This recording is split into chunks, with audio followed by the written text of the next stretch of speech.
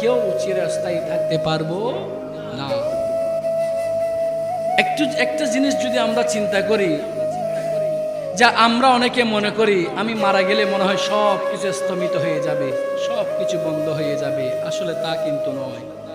কত মানুষ মারা যাচ্ছে, আমার হায়াত আছে, আমি আমার জীবন যাপন করতেছি। আমার দাদা মারা গিয়েছে, আমি আমার জীবন যাপন করেছি। আমার বাবা মারা যাচ্ছে, আমি আমার জীবন যাপন করতেছি। আমার এক প্রতিবেশী ভাই মারা যাচ্ছে, আমি আমার মতো জীবন যাপন করতেছি। ঠিক অনুরূপভাবে একদিন আমি আপনিও মারা যাব। মনে করতেছি হয়তো আমি মারা গেলে আমার পরিবার স্তমিত হয়ে যাবে, স্তব্ধ হয়ে যাবে। নয়, তারাও সেদিন খানাফিনার মধ্যে লিপ্ত থাকবে, তারাও সেদিন বিভিন্ন কাজে কর্মের মধ্যে লিপ্ত থাকবে। আমার বাবা চলে গিয়েছে, আমার দাদা চলে গিয়েছে, আমার পূর্বপুরুষরা চলে গিয়েছে। ওই সময় আমি যেমন বিচরণ করেছি, আমি একদিন চলে যাব।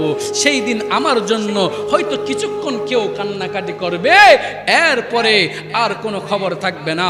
ওই 3.5 হাত মাটির নিচে আমাকে দিয়ে আসবে, আমার কথা কেউ চিন্তা করবে না, আমার খবর নিতে কেউ যাবে না।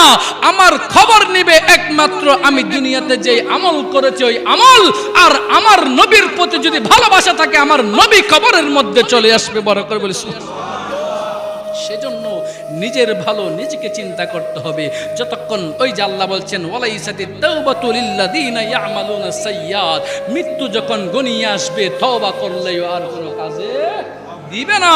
সেজন্য এখনো আমাদের সময় আছে। আল্লাহ আমাদেরকে হায়াত দিয়েছেন, আল্লাহ আমাদেরকে সময় দিয়েছেন। আমরা যেন আমাদের এই সময়তে, এই মুহূর্তে আল্লাহর দরবারে তওবা করতে পারি। এই শীতকাল চলমান, আমাদের জন্য গনিমত, আমাদের জন্য রহমত আল্লাহ নাজিল করতেছে। আমরা যদি লুকিয়ে নিতে না পারি তাহলে আমাদের ব্যর্থতা আল্লাহর কোনো যায় আসে